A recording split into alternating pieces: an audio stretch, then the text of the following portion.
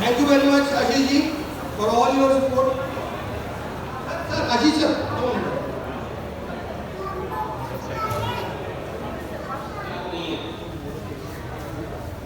पक्का बताओ फिर सबसे ज्यादा स्ट्रॉन्ग पॉइंट क्या है बनाने को? बताओ यार, याद है तो बोलो। डेट फ्री, इसका क्या फायदा होता है? कौन बता सकता है डेट फ्री का क्या फायदा है? अरे कर्जा नहीं है, तुमने ट्रांसलेशन कर दी, फायदा तो बताओ।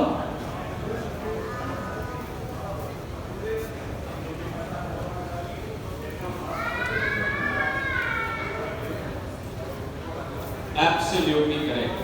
डेट फ्री होने का सबसे बड़ा जो फायदा है, जो पैसा कंपनी का खुद का है, जो कस्टमर से एडवांसेस आ रहे हैं, सारा कंस्ट्रक्शन में लगता है, ईएमआई में नहीं जाता।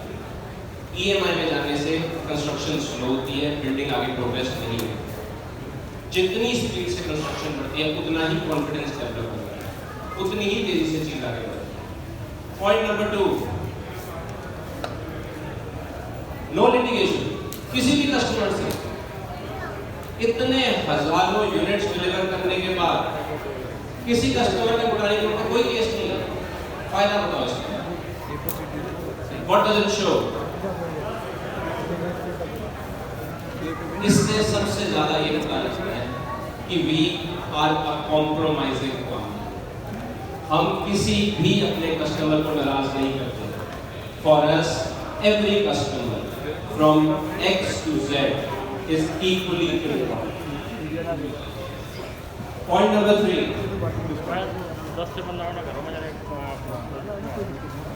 किसी को नहीं पता लैंडमार्क वो क्या होता है? आइकॉनिक। फायदा क्या होता है उसका? बस तो यही फायदा है कि टैक्सी वाले को एड्रेस नहीं बताना होता। और क्या फायदा है? Who can tell me?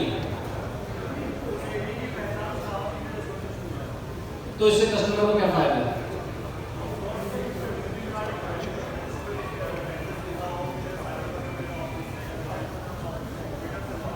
It matters, yes, but why?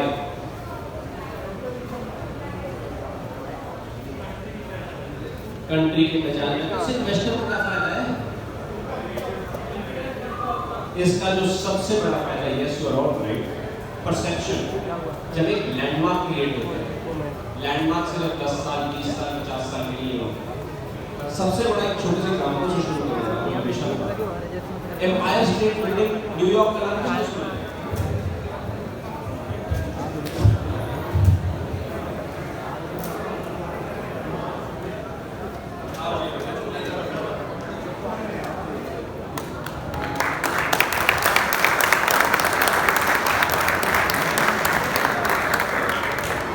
Thank you very much, Ashish ji.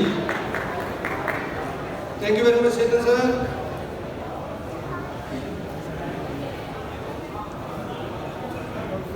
Okay friends, so अब चेतन सर यहाँ पे हैं, तो मैं जरूर चाहूँगा कि आपके सर 2 शब्द हमें सुनने को मिले, क्योंकि आपकी आवाज़ से और आपकी बातों से एक अलग ही माहौल और एक अलग करंट मैं कहूँगा कि एक प्रवाहित होता है पूरे माहौल में। तो 2 शब्द आप प्लीज इस स्पॉट के बारे में, अल्टीमा फोर्स के बारे में। Thank you sir, thank you so much. A big round of applause for Ashish ji पहले तो। बहुत बढ़िया, and cheers to Ultima Power ji. What a product, wow. Say hello to Ultima।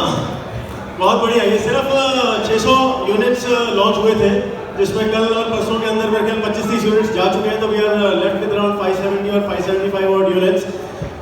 Co-working spaces के बारे में मैं हमेशा बात करता हूँ, आप में से जो लोग नहीं जानते हैं प्लीज़ उस बात को अंडरस्टैंड कीजिएगा, गूगल कीजिएगा। आज ज़्यादा टाइम मैं नहीं दूँगा, it's been quite while now. और हमारे कुछ साथी हैं जो भले पापड़ी में ज़्यादा डुबकियाँ लगा रहे हैं, तो उनको भी न्योता दिया जाए और अंडरस्टैंड करवाया जाए सारा प्रपोजल क्या है। पीके सर अभी डिटेल में समझाएंगे सारा प्रोजेक्ट के बारे में। देखिए रियल एस्टेट के अंदर अपार्ट फ्रॉम भूटानी ग्रुप, अगर ओवरऑल इंडस्ट्री की हम बात करें, एक चीज़ बहुत इंपॉर्टेंट होती है, दैट इज टाइमिंग, कि आप पैसा जो अपना लगा रहे हैं वो कब लगा रहे हैं। Are you at the right place at the right time also. Right place तो आ गई, क्या समय भी सही है रियल एस्टेट में इस समय पैसा लगाने का? Yes no? कारण क्या है इस समय बेहतरीन समय आप लोग क्यों समझते हैं रियल एस्टेट में पैसा लगाने का? इस समय वाकई बहुत अच्छा समय है, बताएं। प्राइसेस बहुत ज़्यादा हाई नहीं है। पीछे जो डेटा मैंने शेयर किया था आप लोगों के साथ, अक्सर मैं शेयर करता हूँ।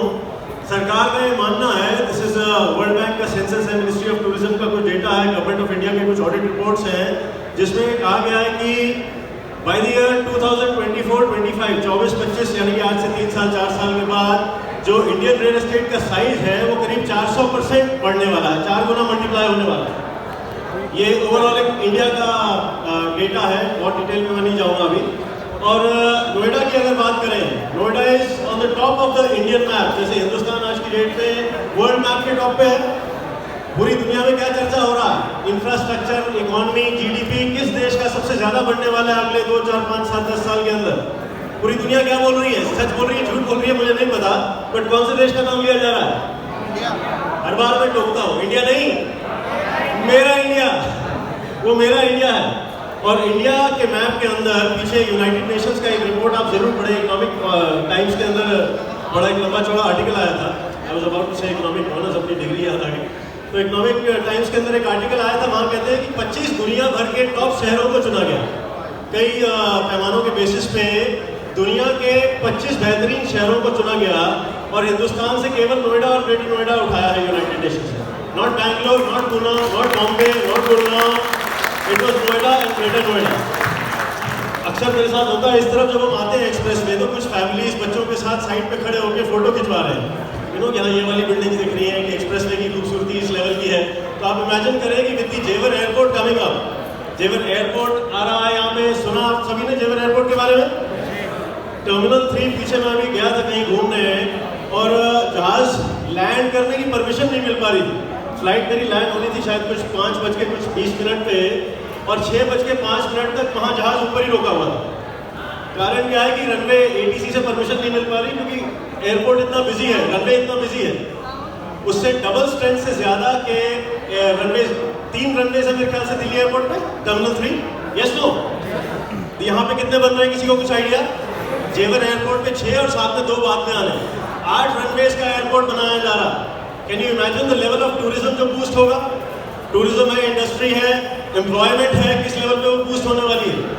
So that is what Noida is all about. Noida को गुड़गांव से अगर आप कंपेयर करेंगे, कई स्टैटिस्टिक्स आपको मिलेंगे। गुड़गांव 2019 और 20 के कंपैरिजन में कमर्शियल लीजिंग की मार्केट करीब 45% डाउन गई, और नोएडा की जो मार्केट है कमर्शियल लीजिंग में 19 और 20 का कंपैरिजन जो है वो कहता है कि 86% अप गई है।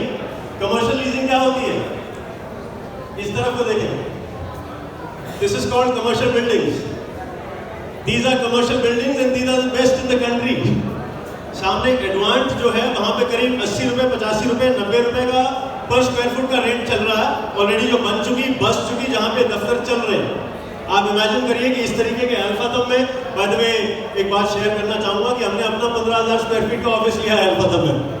सो माता ने कहा तो हम जरूर के फिट स्टार्ट करेंगे and we'll be shifting soon to our office here. Thanks to Ashish ji for that, he made it possible. और ओवरऑल अगर हम को-वर्किंग स्पेसेस की बात करें तो ये वो एग्जांपल होगा, जैसे एक टाइम पे बात होती थी कि हाई राइज बिल्डिंग्स का जब कल्चर आया था कि ये ऊंचे ऊंचे फ्लैट जो बनने हैं, लोगों ने कई उदास वाले गाने भी बनाए उन पे कि इस तरह के मकानों में लोग रहते हैं करके, कुछ गाना भी था उमर मालिकर साहब का। So people had a very negative perception about it कि भाई ये पिंजरों में कौन रहेगा।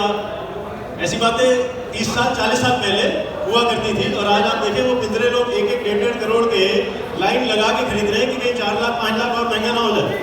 ऐसा है कि नहीं? ये सब लोग। So coworking spaces is the new avatar of office spaces. Work from home और कमर्शियल ऑफिस के बीच का परफेक्ट ब्रिज है कोवर्किंग स्पेसेस, जिसमें लोगों का ऑफिस चलाने का खर्चा भी कम होता है, क्योंकि अपना दफ्तर चलाएंगे तो तनख्वाह के अलावा भी कम से कम 2-3 लाख रुपए तो लगेंगे, 15-20 एम्प्लॉयज होंगे तो भी।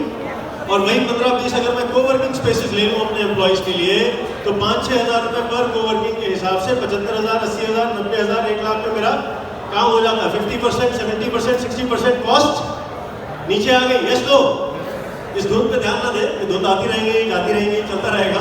फिलहाल हम इस बात पे ध्यान दें कि हमारा पैसा यहाँ कितना मल्टीप्लाई हो सकता है और वो कैसे किया जाएगा, उसकी डिटेल एप्लीकेशन भी शेयर करेंगे। दूसरा कोवर्किंग में आ जाता है फ्लेक्सिबिलिटी। हमारे पास ये फ्लेक्सिबिलिटी है, कभी भी 10 को हम 8 कर सकते हैं कोवर्किंग स्पेसेस को, 8 को 16 करना हो तो मुझे अपना दफ्तर बदलने की जरूरत नहीं है। अपार्ट फ्रॉम दैट तीसरी चीज एक और आ जाती है, वर्ल्ड क्लास एमिनिटीज आ गई, इंफ्रास्ट्रक्चर आ गया, खर्चे कम हो गए। सिक्योरिटी गार्ड मुझे अलग से नहीं रखना, रिसेप्शनिस्ट मुझे अलग से नहीं चाहिए, बाथरूम्स मुझे अलग से नहीं बनाने पड़ेंगे। हम लोगों ने बनाए हैं, कितना खर्चा होता है, मैं उस चीज़ को महसूस कर रहा हूँ, इसलिए आपसे शेयर कर रहा हूँ। एटलीस्ट 40% ऑफिस उन चीज़ों में वेस्ट हो जाता है, वो सारा खर्चा बच गया, वो सारी सैलरीज बच गई, और ऊपर से एक वर्ल्ड क्लास एड्रेस अलग मिल गया, ना पार्किंग के झगड़े ना कुछ और। वी हैव ऑलमोस्ट हमारा 18,000 स्क्वायर फीट का अभी ऑफिस है, बट वहाँ पे आप देखें पार्किंग वगैरह का अक्सर इशू रहता है, ANI में रहना भी चाहिए हमेशा। सो एंड कोवर्किंग स्पेसेस कहने का मतलब it is the best investment. आज का जैसे आपने बोला कि आज के टाइम पे अगर हम आने वाली चीज़ को विजुलाइज कर सकें और सही समय पे सही इन्वेस्टमेंट कर सकें तो ही हमारा पैसा कई गुना मल्टीप्लाई होता है, ग्रो होता है। So that's all that I have to say. Ultima pods के बारे में पीके सर आपको डिटेल में बताएंगे। दिस इज वो कहते हैं ना, अपॉर्चुनिटी में अपॉर्चुनिटी आती है कई बार। सो ये उस लेवल का इन्वेस्टमेंट है। ये मेरा आप सबसे वादा है, जरा आंखों में आंखें डाल के मुझे देखने दो सबको। ये मेरा आप सबसे वादा है कि इसको हम चंद ही दिनों में खत्म कर देंगे। 600 यूनिट में बचने नहीं दूंगा। 25 रह गए हैं तो 25 हो गए हैं, 575 बचे हैं, चंद ही दिनों में गए। If you have to make the investment, the time is today. Thank you so much. Happy investing to all.